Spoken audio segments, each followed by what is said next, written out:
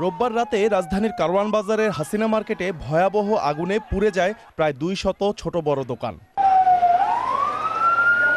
Fire সার্ভিসের 26টি ইউনিটের সর্বাত্মক চেষ্টার পরও দ্রুত ছড়িয়ে পড়া আগুন নিয়ন্ত্রণে আনার আগেই জ্বলে পুড়ে ছারখার হয়ে যায় মার্কেটের দোকানগুলোতে থাকা সব মালামাল। আমাদের বাজেটের মাস তো জুনে বাজেট হয়, এর আগে আমাদের এক বছরের ব্যবসা ওই সময় হয়, তো 50 লাখের উপরে মাল ছিল, ওই মাল সব জ্বলে গেছে। শর্ট সার্কিট হওয়ার কোনো কারণই নেই, ভিতর থেকে হঠাৎ আগুন ধরছে, মানে সবাই আশ্চর্য হয়ে গেছে, পানি মারছে কিন্তু কিছু করতে পারে নাই কেউ। সবই তো নিশ্চয় গেছে, ক্যাশ টাকা ছিল আপনার 9 লক্ষ টাকা, সব জ্বলে গেছে।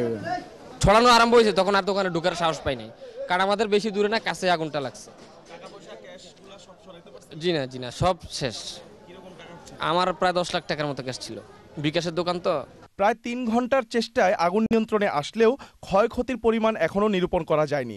আগুন নিয়ন্ত্রণে আনার পর রাতভর তদন্ত কাজ শেষে অগ্নিকাণ্ডের কারণ সম্পর্কে নিশ্চিত হয়েছে ফায়ার সার্ভিস।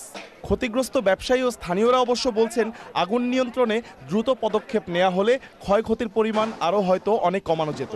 বাতাস ছিল সেটা ঠিক আছে, কিন্তু ফায়ার ব্রিগেড যদি পর্যাপ্ত তারা কাজ করতো তাহলে এই ক্ষতিটা হতো না আমাদের।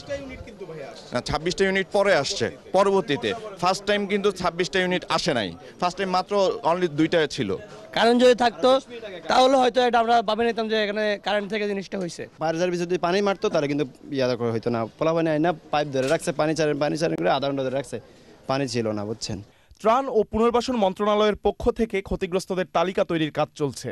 জেলা প্রশাসনের তত্ত্বাবধানে আমরা এই যে কালকের যে ভয়াবহ অগ্নিকাণ্ডটা হয়েছে, এই ক্ষতিগ্রস্ত দোকানের একটা তালিকা করছি, আমরা ক্ষয়ক্ষতির একটা অ্যাসেসমেন্ট করছি। আপাতত আমাদের কাজ হলো এই ক্ষয়ক্ষতির একটা অ্যাসেসমেন্ট করে এই ক্ষতিগ্রস্ত মালিকদের তালিকাটা ঊর্ধ্বতন কর্তৃপক্ষ বরাবর প্রেরণ করা। আগুনের লেলিহান শিখায় পুড়ে যাওয়া মালামালের ক্ষয়ক্ষতির পরিমাণ নিরূপণ ও পরবর্তী করণীয় ঠিক করতে আলোচনায় বসার সিদ্ধান্ত নিয়েছে হাসিনা মার্কেট ব্যবসায়ী সমিতি।